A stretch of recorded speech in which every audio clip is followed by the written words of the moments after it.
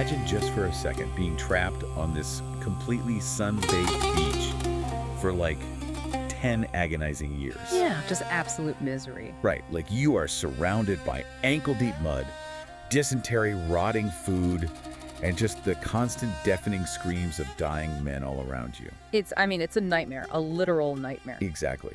And you're far from home. You're fighting this war that started over, well, a stolen wife, but it's somehow morphed into this endless, grinding meat grinder of a conflict. Which is awful enough on its own, honestly. It is. But then, the absolute worst part, you know for a fact, an absolute literal fact, that gods are sitting up there in the clouds, comfortably playing chess with your life. Right, like treating your actual terror like a spectator sport. Yeah, and you just cannot capture that kind of visceral, blood-soaked reality with a quiet academic textbook. No, you really can't. Like you can't capture the Bronze Age collapse with a whisper in a museum. You can't. And we have this tendency, right, to sort of sanitize ancient history. Oh, absolutely. We put it behind temperature-controlled glass. We handle the pottery shards with these little white cotton gloves. Right, and we speak about it in these very hushed, reverent tones. Exactly. But the reality of the Trojan War, the reality of Homer's Iliad was, it was mud, bronze, sweat, and just absolute chaos. It was chaos. And that is exactly why today's deep dive is going to sound very, very different. Oh, yeah. Because we don't have an archaeological paper in front of us today. Nope. And we don't have like a dry, literal translation of ancient Greek dactylic hexameter either. Thankfully. Right. Today, we are looking through this massive, just sprawling stack of studio notes, complete lyrics, and composition charts for a currently unreleased 24-track heavy metal concept album. 24 tracks. It's just massive. It's a huge undertaking. And this album is a start-to-finish retelling of the Iliad. Which is fascinating because what makes this so much more than just a novelty, like quote-unquote Homer with loud guitars, is how the composers have realized that the extreme mechanics of heavy metal are arguably the only modern sonic language we have equipped to handle the emotional extremes of this specific story. The emotional and the physical extremes, yeah. Yeah. Which is our mission for today. We're going to explore exactly how those mechanics, the subterranean tunings, the erratic tempos, the actual physical strain of guttural vocals, how all of that serves as the perfect translator for thousands of years of human emotion. It's a brilliant way to translate it, honestly. It really is. Now, I do want to say right up front, if you are listening to this right now and thinking, well, I don't like heavy metal, the heaviest thing I listen to is an aggressively strummed acoustic guitar. Which is totally fair. Totally fair. But please, stick with us. You do not need to be a metalhead, and you do not need to be a classics professor. Definitely not. Because by the end of this conversation, you're going to experience this profound aha moment about how sound design actually manipulates the human brain. Yeah, how it bridges this 3,000-year gap to make you feel the exact terror and grief of a Bronze Age soldier. It's really all about psychoacoustics. Psychoacoustics, right. Yeah, it's about how certain frequencies and rhythms actually trigger biological responses in our bodies. Like adrenaline or dread or sorrow. Exactly. And how those triggers map flawlessly onto the narrative arc of the Trojan War. Like the loss of humanity as a siege drags on, it isn't just described in the lyrics. It's mathematically structured into the music itself. Yes. So let's set the stage here. The album wastes absolutely no time. The very first track is titled The Wrath, and it operates as this incredible thematic anchor. Right. Because if you know the Iliad, you know it starts with that famous invocation, sing goddess of the anger of Achilles. Right. But here, the opening chorus just screams at you, this is the wrath. And reading through these studio notes, the imagery they're trying to evoke is incredibly bleak. Super bleak. It talks about deep shadows, vultures circling, and the morning stars beginning to die.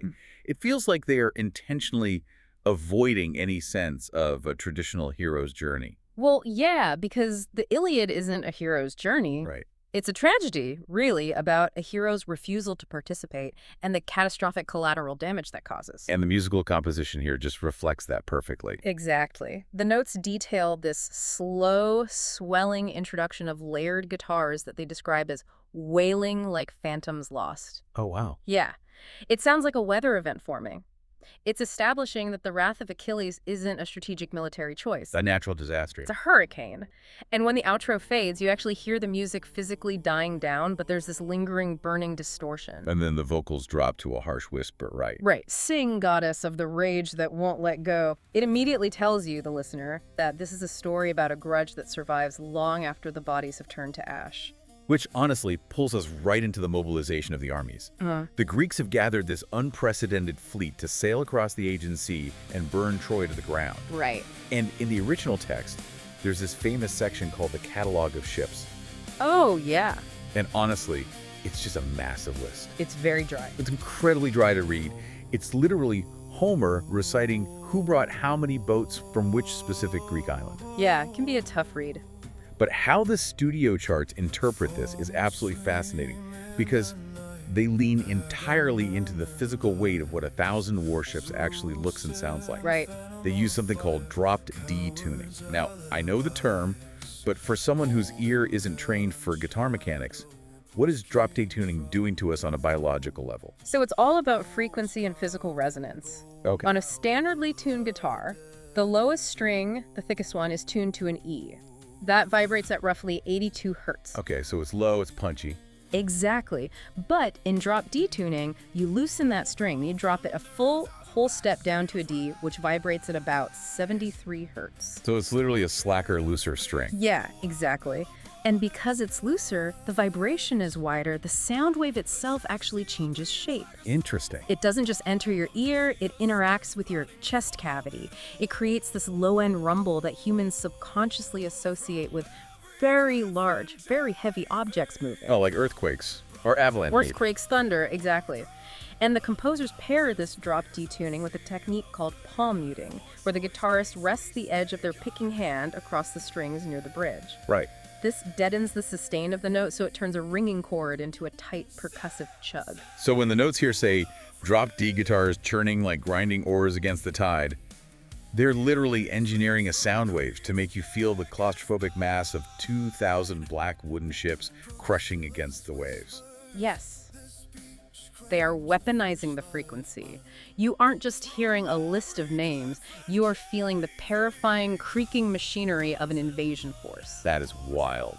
And it's accompanied by this massive anthemic gang shout vocal style. Which is when multiple vocalists yell the chorus together in unison, right? Like a military cadence. Exactly. From every cliff and cave they come, bronze and blood and war drum. It sounds incredibly prideful. It's pure, toxic, militaristic ego. The Greek supreme commander Agamemnon is just whipping these men into a frenzy. All right.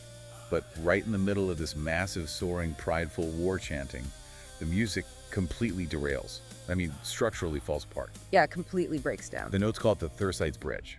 And this is crucial because Thersites is one of the most interesting characters in the Iliad. He really is. He's not a king. He's not a demigod. He's just a regular, ugly, common soldier who is completely sick and tired of this war. And he actually stands up in front of the entire army and yells at Agamemnon, basically saying, "You kings are just chasing gold and glory while we are out here dying in the mud." And how does the music handle that interruption of the military propaganda? It violently shifts gears. The marching 44 tempo drops away entirely. It falls into this atmospheric haze, and then these crushing, highly syncopated jajint riffs come in. Oh, yeah. And the vocals shift from that soaring military chant into a spoken word, guttural growl, sight sneers, fools and feathers, chasing ghosts for a king's crown. Achilles laughs from his tent, we all fade away, and then the music physically punishes him. Right, because jajint is a fascinating musical choice here. For the listener, jajint is actually an onomatopoeia. Right. It describes the sound of a heavily distorted, palm-muted guitar chord played in a highly complex staccato rhythm. It sounds like gears grinding or machinery stuttering. Okay, I see. By switching from a smooth driving march to a stuttering junt riff, the music is perfectly mirroring Thersites throwing a wrench into Agamemnon's war machine. The rhythm literally stumbles. But the war machine fights back. Because in the story, Odysseus walks up and brutally beats Thersites with a scepter just to shut him up. Brutal. And the music responds with a sudden, vicious, double-kick drum roll, like a physical beating under a swirling, incredibly dissonant guitar solo. Dissonance is key there. Dissonance is a combination of notes that clash. They create a frequency that the human ear finds deeply unresolved and uncomfortable. Right. It demands resolution, but the guitarist refuses to give it. That dissonant solo wailing over the beating of the only man telling the truth establishes the core thesis of the album right at the start. Which is that the glory of this war is a lie. Exactly. The justification for the invasion is unstable, and the music physically feels unstable to match. Which brings us directly to that justification, the target of all this kinetic energy. Yeah. We move from the grinding gears of the army to the panic realization of the woman who started it all. Right. Track 3 is titled Helen on the Walls. And the tonal shift here is massive. We go from that heavy, trudging march into an absolute frenzy. A total frenzy. The studio notes describe the tempo ramping up to 200 beats per minute. They compare the style to early system of a chaotic, down-picking, frantic energy and vocals that constantly flip between clean theatrical belts and ragged, panicked roars. A tempo of 200 BPM is inherently panic-inducing. Is it really? Oh yeah. The resting human heart rate is between 60 and 100 beats per minute. When you listen to music at 200 BPM, your brain actually starts signaling your body to release adrenaline to match the environmental input. Oh, wow. It is the audio equivalent of a fight-or-flight response. That makes so much sense, because when I was reading the lyrics for this section, the 200 BPM shift honestly confused me at first. How so? Well, the chorus explodes with this line. One look from her, and cities fall. Troy's gates crack, the gods deny. And because the music is so aggressive, so relentlessly fast and frantic, I thought, wait, is the music suggesting that Helen herself is this malevolent villain? I see. Like, is she a monster orchestrating this chaos? Because the music is treating her like a destructive force of nature? That is exactly the trap the music sets for you. Really? Yeah, because that's how the armies view her. The soldiers dying in the mud view her as a monster. But the composition is actually way more empathetic than that, and it reveals the truth in the bridge. Yeah. You have this 200 BPM double kick fury representing Paris, her lover, who kidnapped her or eloped with her, depending on the translation. Right. The verses describe him as a coward shaking in the shadow of the throne. But when we get to Helen's perspective, standing on the walls of Troy, looking down at this massive Greek army that has come to burn her new home, the tempo suddenly halves. Right. The notes say the frantic picking completely stops. It's replaced by these clean, dripping arpeggios. And an arpeggio is when the notes of a chord are played one by one rather than strummed all together. It creates a very delicate, intricate sound. It feels fragile. And over these fragile, dripping notes, the lyrics actually point the finger away from Helen and toward the sky. Goddess's puppet, strings pulled tight. Oh, because Helen is trapped. Exactly. She was a prize given to Paris by Aphrodite. She didn't want this war. The chaotic 200 BPM music isn't Helen's malice. It is the sheer, uncontrollable momentum of the armies reacting to her existence. Oh. The music forces us to feel the sheer scale of the domino effect. She is the fragile arpeggio. The heavy metal is the world burning around her.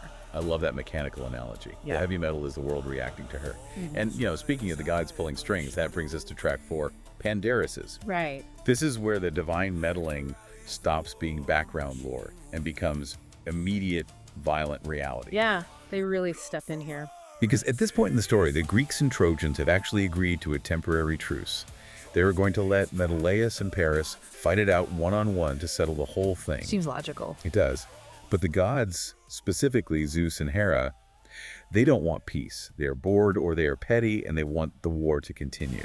So Athena disguises herself as a soldier, walks up to a Trojan archer named Pandarus, and whispers in his ear, convincing him to fire a single arrow at the Greeks to break the truce. This track is a masterclass in using musical genre to represent cosmic power dynamics.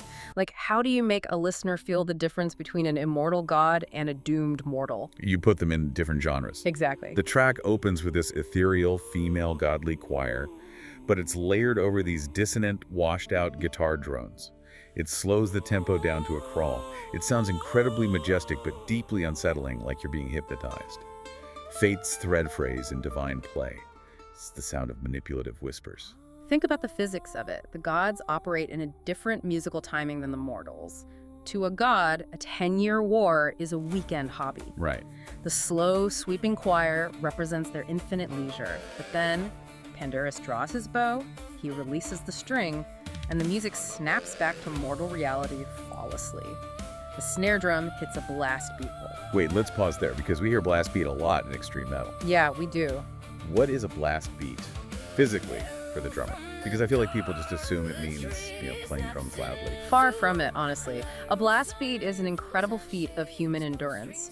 It is an alternating or sometimes simultaneous strike of the snare drum, the kick drum, and a cymbal pushed to insane tempos. Like how fast? Often 180 to 220 beats per minute. Sure. It physically exhausts the drummer.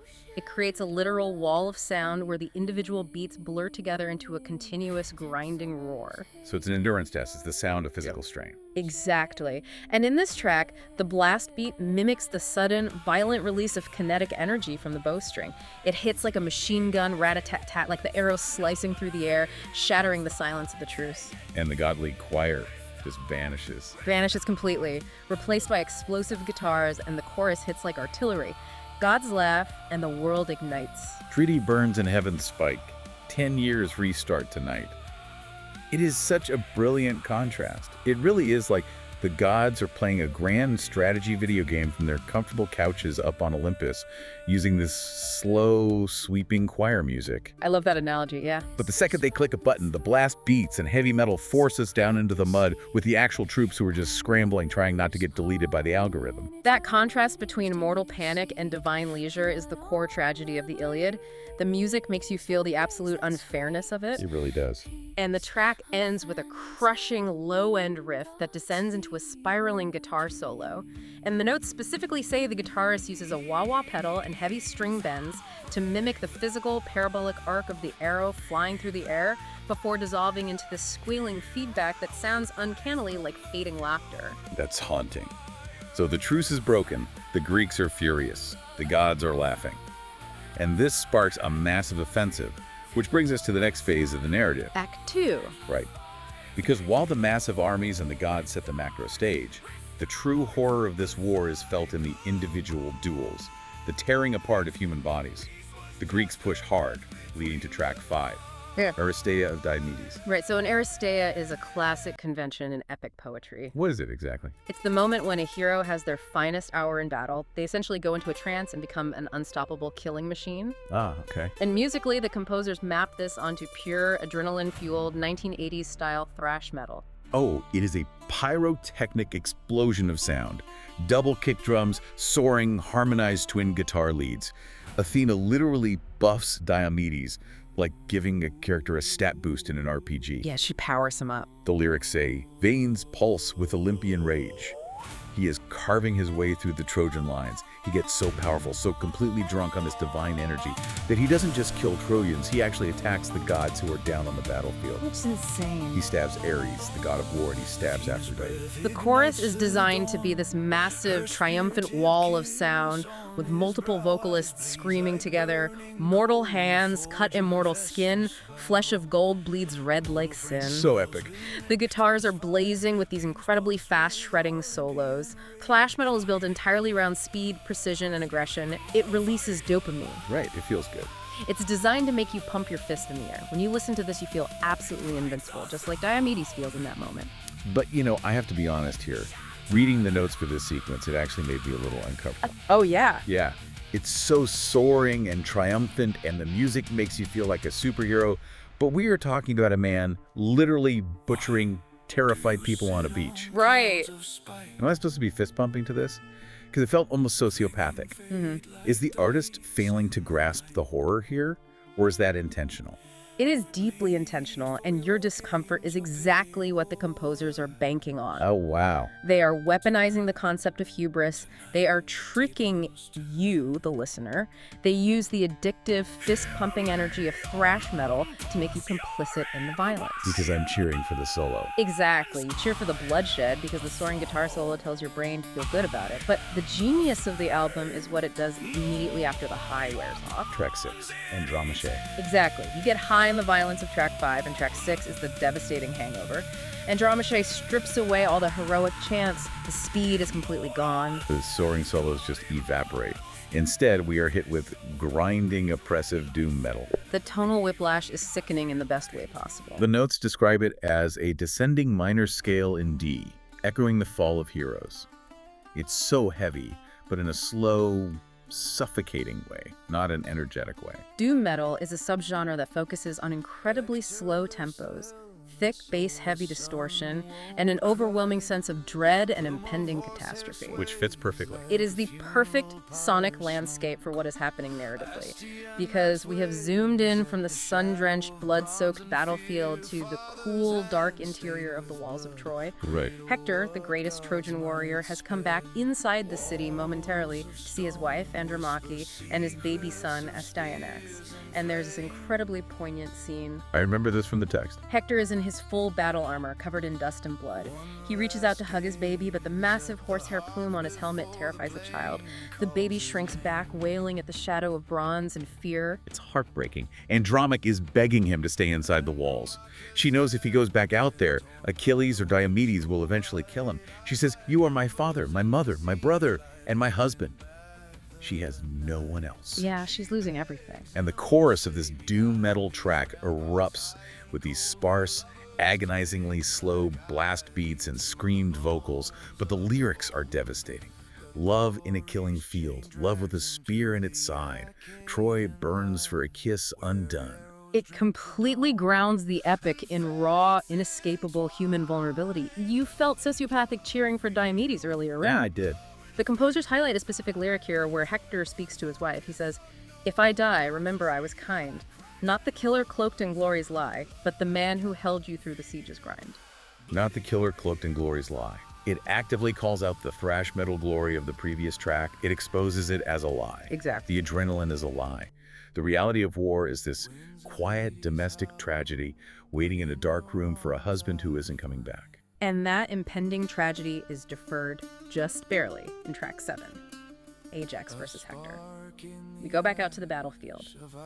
The Greeks have pushed hard, but Hector comes out to meet them. He challenges their biggest champion, Ajax, to a one-on-one duel to end the day. Right. And the music here shifts again. It's not the fast thrash of Diomedes, and it's not the slow doom of Andromache. It is a brutal, mid-tempo crush. Two giants trade blows till the sun goes black. Ajax is famous for wielding a massive shield that's like a walking wall. Hector is the flame trying to burn it down. The notes describe dissonant harmonies and a relentless double-kick heartbeat. It's exhausting just to read about it. They literally fight all day long, just beating the hell out of each other with spears and boulders until the sun goes down and the heralds call it a draw. This introduces a very strange concept to modern ears, Bronze Age warrior honor. Right. They fought to the death all day, but because night has fallen, they stop. The bridge of the song shifts entirely to this atmospheric, melancholy sound. Clean, undistorted guitars weaving complex arpeggios. The warriors just pause, breathing heavily, and they exchange gifts. Yeah. Hector gives Ajax a silver-studded sword, and Ajax gives Hector a bright purple belt. The chorus screams, "Honor in the dirt, gifts instead of death." It's so bizarre to think about giving a present to the guy who was just trying to cave your skull in with a rock. Totally. But the breakdown at the end of the track is incredibly ominous. The guitars detune even further, the vocals build from a whisper to a guttural roar, and it ends with the spoken line, "We'll finish this when one of us forgets to breathe."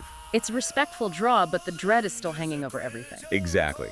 The unstoppable Greek momentum we saw with Diomedes has hit a literal wall in the form of Hector. And this brings us to a massive pivot point in the narrative. Because what happens when the cosmic referee, the guy running the simulation, decides he's bored of the Greeks winning and completely flips the script?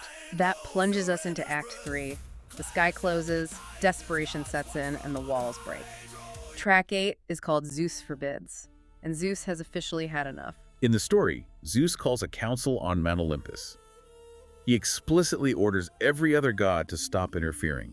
No more buffs, no more divine armor, no more trickery. He's shutting it down. He pulls out his golden scales of fate, places the Greeks on one side and the Trojans on the other, and the Greek side plummets to the earth. He is actively tipping the scales to make the Greeks lose because he made a promise to Achilles' mother to punish the Greek army for disrespecting her son. The sonic landscape here is terrifying. The studio notes describe drop-to-D chug riffs, opening cold, and lightning-sync strobes and ambient drones building this immense sense of dread. The lyrics paint the picture so well. Zeus hurls his bolt, the gods turn away their gaze. Yeah. The chorus is pure, unadulterated panic. Thunder says, "Fall back. The Father has spoken." Remember earlier we talked about how frequencies affect the body? Yeah. In Zeus Forbids, there's an atmospheric breakdown in the bridge. The heavy instruments drop out. You have these clean, echoing vocals over ambient, low-frequency drones.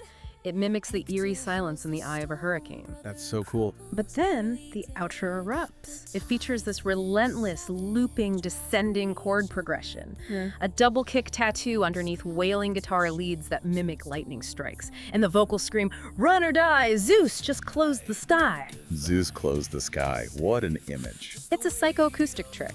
By continuously descending the chord progression without ever resolving it upward, the music physically sounds like the heavens are compressing downward. Oh, wow. It makes the listener feel physically claustrophobic. It traps the Greeks on the beach with the sea at their backs and a divinely empowered Trojan army pushing them into the water. And with their backs against the sea and their ships starting to take fire from Trojan arrows, the Greeks get desperate. They realize their pride has doomed them. They need their greatest weapon back. Achilles. They need Achilles, who's been sitting in his tent this entire time, refusing to fight because Agamemnon insulted his honor. So, track 9, Embassy. The Greek kings go to Achilles to beg. Embassy is a fascinating character study translated into audio form. You have Odysseus using his silver tongue, trying to logically persuade him. You have Phoenix, his old mentor, crying and pleading emotionally. You have Ajax basically calling him a coward to try and shame him into fighting. They offer him mountains of gold, horses, women, entire cities. But Achilles is an absolute stone wall. The vocal performance charted here sounds unbelievable. The clean, melodic vocals in the verses represent the kings offering these lavish bribes. But then the chorus hits. Right. The transition notes say the vocal shreds into a full-throated roar. Achilles screams, "I won't sell my dead for your regret." He screams against Agamemnon's golden chains. The music perfectly reflects Achilles' total psychological isolation. It doesn't sound like a battle track. He uses a stripped-back, incredibly heavy, repetitive riff, like a funeral march. It is an immovable wall of sound. He tells them, "My wrath is the tide that will drown your rain. Burn it all down, let the heavens wail." It's shocking because he is willing to let his own comrades, men he fought beside for a decade, be massacred on the beach just to prove a point about his own personal honor. His pride is a black hole, and this rejection leads directly to a very dark, morally bankrupt moment for the Greeks. Track 10, Night Raid, or Dolan. Right. Since they can't get Achilles, the Greek commanders are terrified.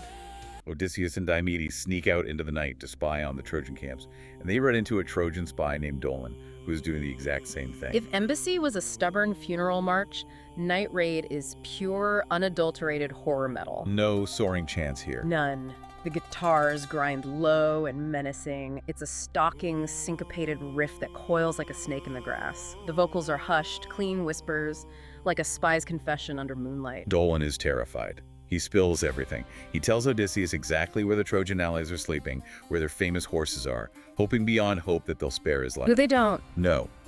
And the chorus drops all pretense of heroism.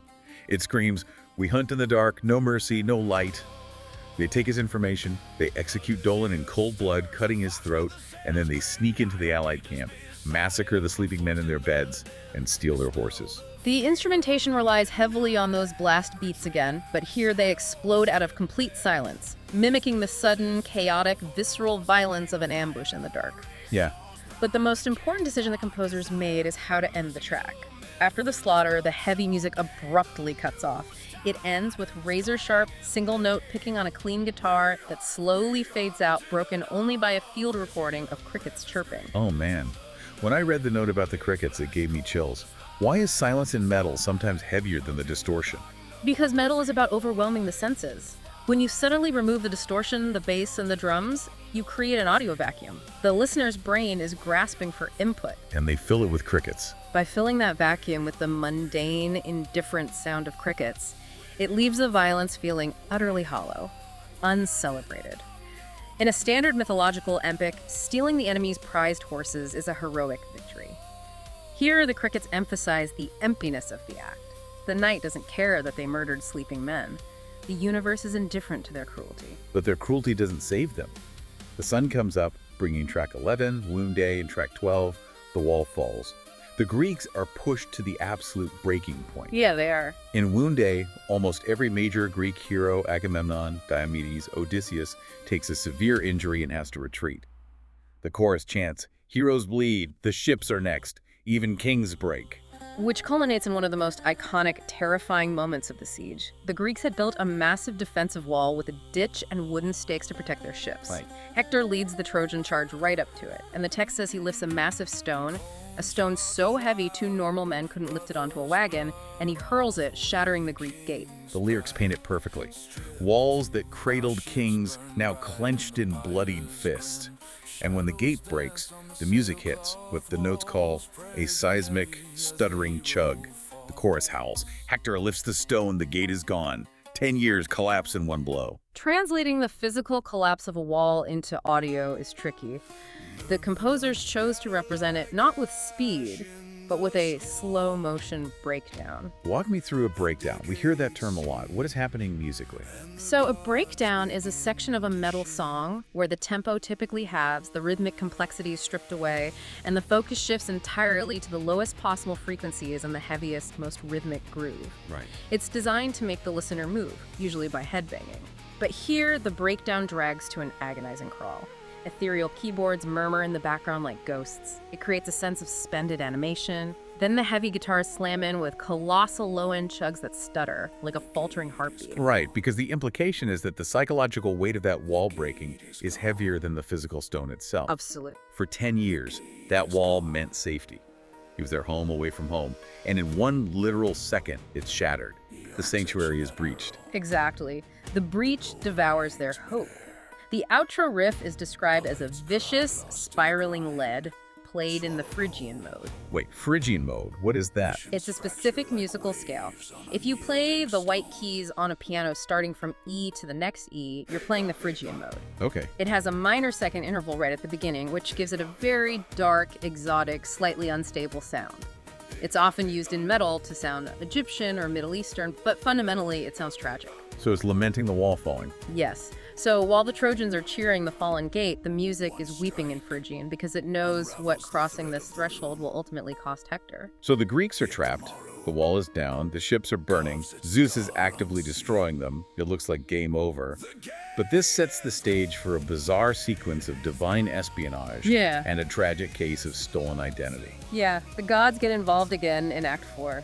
Divine heists and the tragic decoy. This act contains some of the most dynamic, almost absurd musical shifts in the entire project. It starts with track 13, Poseidon.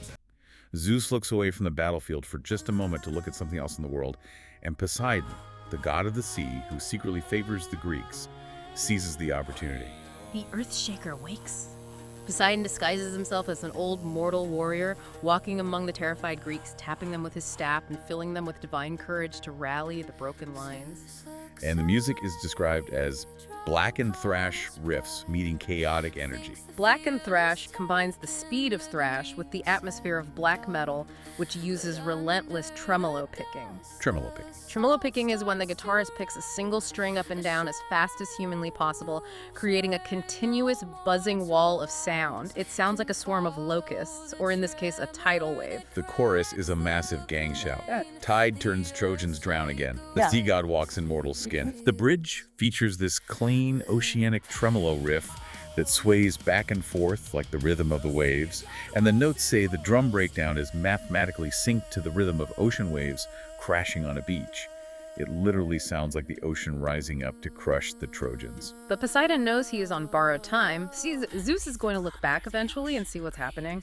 So Poseidon needs a distraction. Enter Hera. Yes, enter Hera, Zeus's wife and sister, which is a whole other mythological issue in track 14. Sleep of Zeus's. She realizes she needs to incapacitate Zeus so the Greeks can keep pushing. So she decides to seduce him, put him to sleep, and let the war rage on without him. And we have to unpack the tonal whiplash in this track. It is wild. It really is. It starts with this fast, panic-stricken thrash riff representing the slaughter happening on the beach. But then, when the scene cuts to Hera on the peak of Mount Ida, getting dressed up to seduce her husband, the tempo shifts entirely. It becomes this bouncy, weird, highly syncopated chromatic riff. But the composers literally wrote System of a Down style farce in the margins. Yes. The vocals turn clean and operatic, but with this sinister, playful undertone. She wants the father blind, she wants the father weak, she stole the belt from the goddess of love. It's almost comedic, but it's a deeply deceptive, manipulative comedy.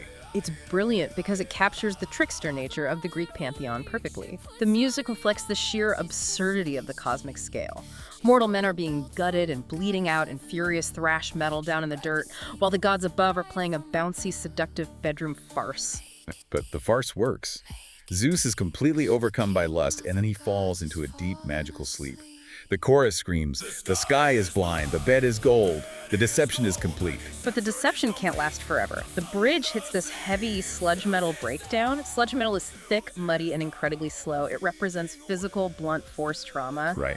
Down on the battlefield, Hector gets hit square in the chest with a massive boulder thrown by Ajax, and the vocals roar over the sludge of, "Hector eats the mud." He's coughing up blood being carried off the field. But that trauma wakes Zeus up, and he is furious. Which gives us track 15, Fire on the Ships. Zeus awakens, realizes he's been played, and violently reasserts his will. He heals Hector, empowers the Trojans with unstoppable force, and pushes them all the way past the broken wall, right up to the hulls of the Greek ships. Hector is literally holding a torch, trying to burn the fleet. The music abandons the bouncy farce and returns to those dissonant Phrygian mode leads. The chorus is just a panic scream, flames on fire, the black ships burn. And the sight of that fire is the breaking point for the entire epic. Achilles' closest companion, Patroclus, sees the smoke rising from the ships. He runs back to Achilles' tent, weeping, and begs him to do something. This is track 16, Patroclus, the hinge upon which the entire war turns. Patroclus gives Achilles an ultimatum. He says, "If you are too stubborn to fight, fine, but let me wear your armor. Give me your chariot. The Trojans are terrified of you. If they see your armor on the field, they will think you have returned, and they'll panic and retreat from the ships." And Achilles agrees. He agrees, but he gives Patroclus one incredibly strict, fatal order. Drive them away from the ships, but do not pursue them to the walls of Troy. Do not try to win the war yourself. Disguised in glory, in hubris, fate entwines. Patroclus puts on the armor of Achilles. And the music here does something so emotionally manipulative to the listener. As Patroclus charges out onto the field, he actually starts winning. He kills Sarpedon, a massive Trojan hero who is a son of Zeus. Right. Music swells with these epic, harmonized octaves on the guitars. Makes you feel victorious. The soaring melodies make you feel like, yes, finally, the hero is here to save the day. It literally gives Patroclus the superhero's theme song. The soaring harmonies trick you into believing he can pull this off, but the universe aggressively, violently course corrects. Patroclus forgets Achilles' warning. Drunk on his own success, he pushes the Trojans all the way back to the walls of Troy. He tries to scale the wall himself, and the gods intervene. Apollo, the god of archery and plague, steps onto the battlefield wrapped in mist. He walks up right behind Patroclus and physically strikes him on the back, knocking off his helmet and shattering his spear. Apollo strips the divine armor right off his body. Suddenly, Patroclus is just a naked mortal surrounded by enemies. A Trojan soldier stabs him in the back, and then Hector steps up and finishes him off, driving a spear through his belly. And the musical shift here is devastating. The epic soaring metal instantly drops into near silence, just ambient synthesizers. The hero's theme song is violently unplugged. And then, over that quiet ambiance, a single guitar note bends. The guitarist pushes the string higher and higher on the fretboard, making the pitch warp like a human scream before it triggers a massive, crushing, catastrophic breakdown. The vocals scream, "I wasn't there, I wasn't there." It's echoing the realization Achilles will have later. The false glory is ripped away in an instant. And it leaves Patroclus' body lying bleeding in the dirt, which triggers track 17, Fight for the Body. Because in Bronze Age culture, if the enemy takes the body of your fallen comrade, they will desecrate it. They will chop off the head and feed the botch to the dogs. Right. The Greeks cannot let that happen to Patroclus. It becomes a brutal 180 BPM track where Menelaus and Ajax form a shield wall over the corpse, fighting off wave after wave of Trojans. Not one step back, he's not your prize. It's frantic, bloody, desperate music. But the most haunting part of this track isn't the heavy metal, it's the bridge. Oh, the bridge. Right in the middle of the carnage, the music shifts into a minor key, using very delicate, clean guitar arpeggios. And these delicate notes are specifically designed to mimic the sound of weeping, but not human weeping. Right, the horses. Yes. Achilles' chariot was pulled by two immortal divine horses named Xanthos and Balios. And Homer explicitly writes that these immortal horses stood off to the side of the battle, bowed their heads to the dirt, and wept hot tears for Patroclus. The lyrics reflect this. Horses weep in the shadows of war. Their sorrow pours. It highlights the unnatural tragedy of the moment. Immortal beings mourning a mortal man. The clean arpeggios falling like tears over the heavy bass perfectly capture the sorrow of the universe, recognizing the waste of human life. Patroclus putting on the armor was like a side character grabbing Superman's suit. It was never going to end well, and his death is the ultimate catalyst. Up until this point, the Iliad was a geopolitical conflict over Helen, or a dispute over stolen gold, or a matter of military pride. But the second Hector kills Patroclus, it completely shifts. It becomes a deeply personal, apocalyptic blood feud for one single man. Which propels us directly into Act 5, the wrath unleashed man versus the universe. Track 18 is called The Scream. Word reaches Achilles' tent that Patroclus is dead and Hector has his armor. The lyrics say, "One cry splits the world in two. The Trojans hear and know they're through." Achilles walks out to the trench, entirely unarmed, and he lets out a scream so utterly terrifying, so imbued with divine fury, that it literally forces the entire Trojan army to panic and retreat. Men are killed by their own chariots trying to run away from the sound of his voice. The music leading up to this is a fast, anxious thrash gallop, mimicking Achilles' rapid heart rate and rising panic as he hears the news. But then, right in the middle of the track, the heavy metal completely stops. A structural void. Total shift. The distortion, the drums, the bass, all of it vanishes. It is replaced by a single, deep, oscillating, ancient stringed instrument, a kitara. And the rhythmic sound of a heavy hammer striking a blacksmith's anvil. Clang, clang, clang with huge reverb. This is such a brilliant narrative translation. Because Achilles lost his armor when Patroclus died in it, he needs new weapons. His mother, the sea nymph Thetis, goes to Mount Olympus and begs Hephaestus, the god of the forge, to craft her son an indestructible shield. In the original epic, Homer spends pages and pages meticulously describing the imagery Hephaestus carves into this shield. And the vocals here drop to a low, resonant, spoken word, panning from the left speaker to the right speaker, describing that imagery. Cities at peace, weddings dance in the light, fields of plenty under stars so bright, grapes on the vine, the plow in the earth. It's describing a beautiful, functioning, normal world. Art, agriculture, celebration, law. The contrast is staggering. Think about the psychoacoustics of what the album is doing to you. Right before they unleash the most violently aggressive, unhinged metal tracks on the entire album, the composers force you to sit in ambient silence, listening to the rhythmic clang of an anvil, and picture a world at peace. It highlights exactly what this 10-year war has destroyed. It creates a massive emotional void within the listener, ensuring that the apocalyptic violence that follows feels not like a triumphant victory, but like a tragic, catastrophic waste. And the violence that follows is unparalleled. Track 19, Armor of the Gods, sees Achilles formally reconciling with Agamemnon. Right. But he doesn't care about the apology. He doesn't care about the gold they give him. The other kings tell him to eat breakfast before they march out, and he refuses. He's just done. The lyrics say, "Hungers for blood, not bread in between. He just wants to kill. Grief to wrath, the champion arms for slaughter." He is stripping away his own humanity. The bridge of this track gives us the thesis statement for Achilles' mental state. Over incredibly heavy atmospheric chugs, he screams, "In the shadow of Troy, I become the night." He isn't a hero defending his homeland anymore. He is renouncing his humanity. He is becoming a force of pure annihilation. And we see the absolute scale of that annihilation in tracks 20 and 21, Achilles versus the universe and River of Wrath.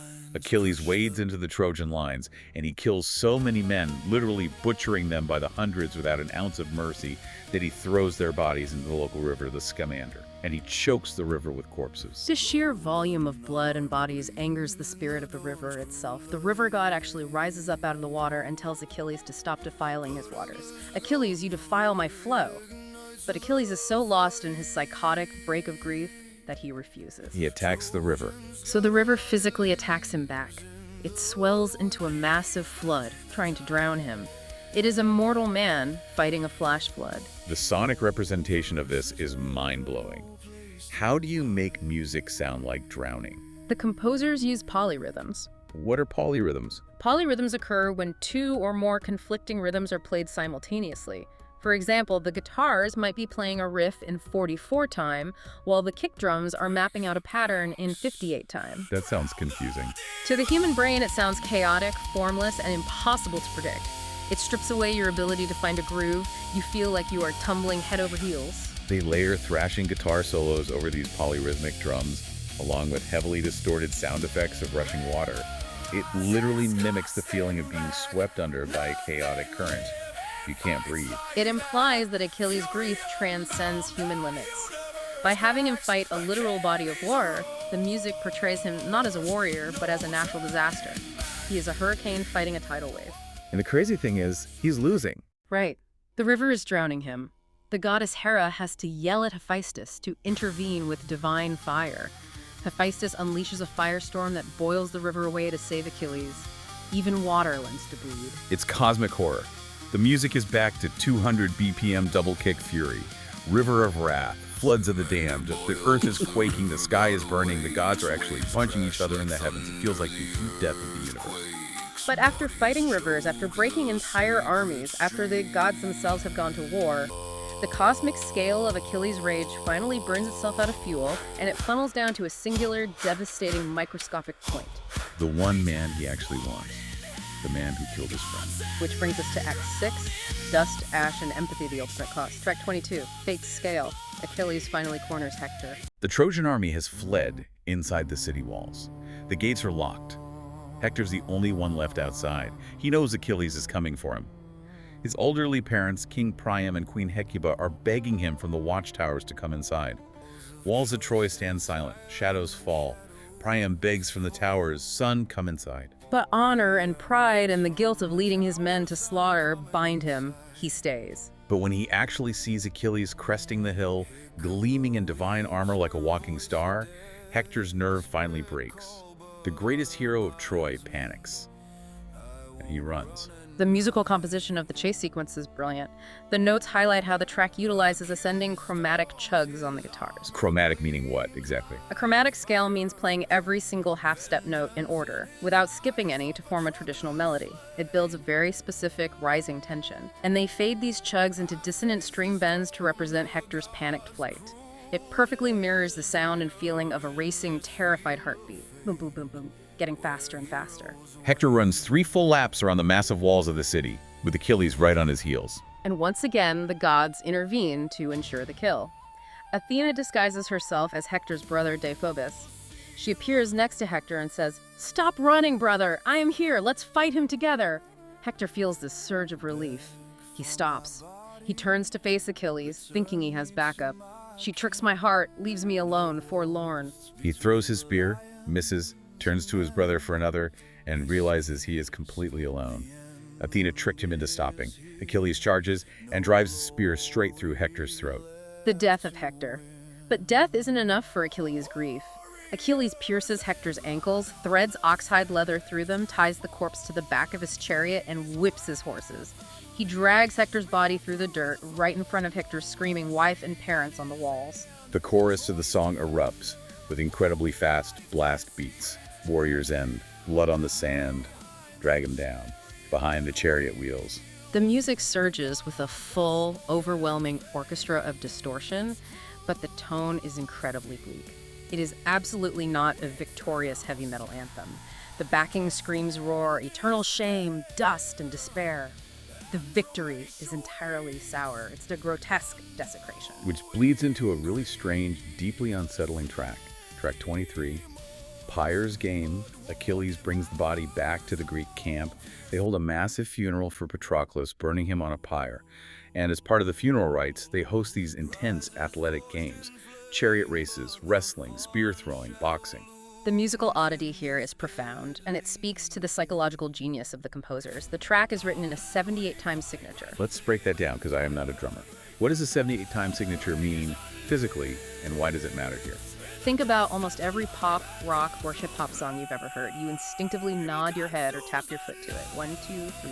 1, 2, 3, 4. That's 44 times. It's symmetrical. It makes mathematical sense to the human brain. It feels like walking on flat ground. A 78-time signature removes one of those 8 notes from the end of a 2-measure phrase.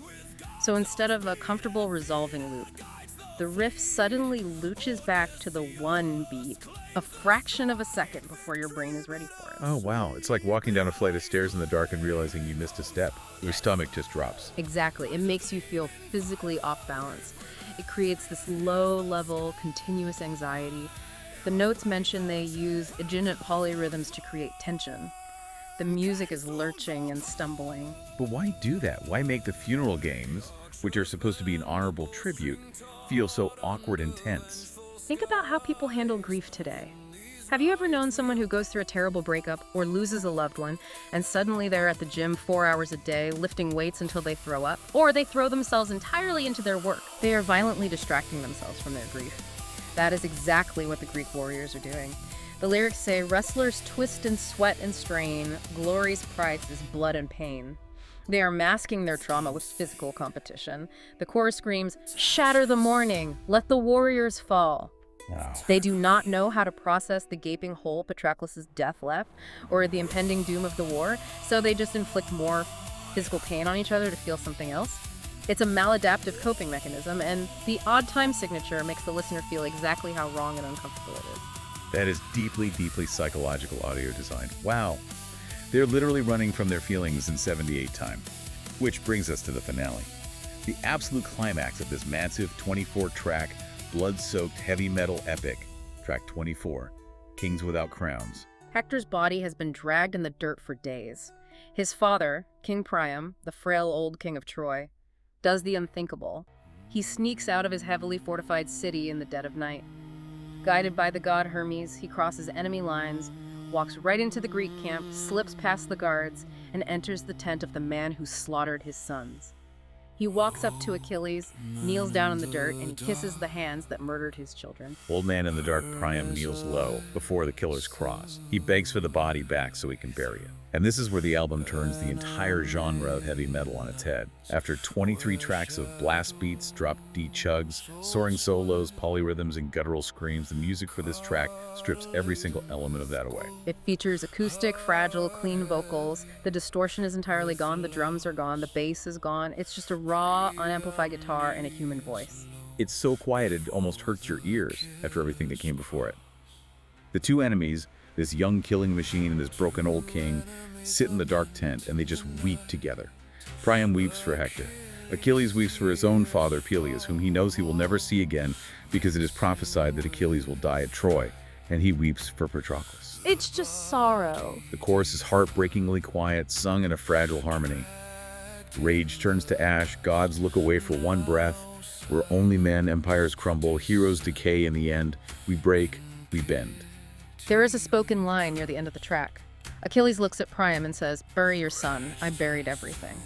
The album does not end with a triumphant roar. It doesn't even end with the famous Trojan horse or the city of Troy falling in a blaze of glory.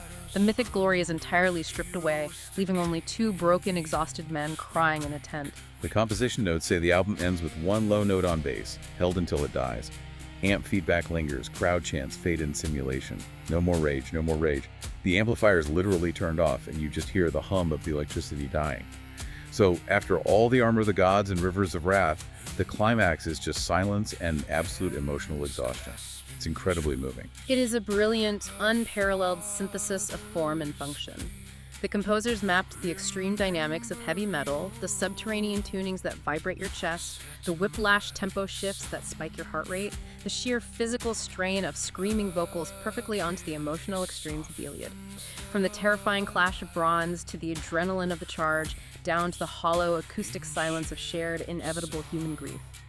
Heavy metal, in its rawest, most aggressive form, serves as the ultimate translator for ancient rage and trauma. It really does. It takes something that we usually view as dusty and distant, something assigned in a high school literature class, and makes it feel like it's vibrating violently in your own chest. You feel the mud, you feel the adrenaline, you feel the sorrow. And I want to leave you, listening right now, with a final thought to mull over as we wrap up this deep dive into the source material. We started by asking how modern metal captures this ancient war. But think about the reverse implication. If a story from 3,000 years ago, a story with bronze spears, wooden chariots, and petty gods perfectly, flawlessly fits the most aggressive, chaotic, and emotionally anguished music we could possibly create in the modern world. What does that say about how little human nature and our relationship with the profound, life-altering trauma of war has actually changed? It says the museum glass remains shattered. We aren't as far removed from the beach of Troy as we like to think. We really aren't.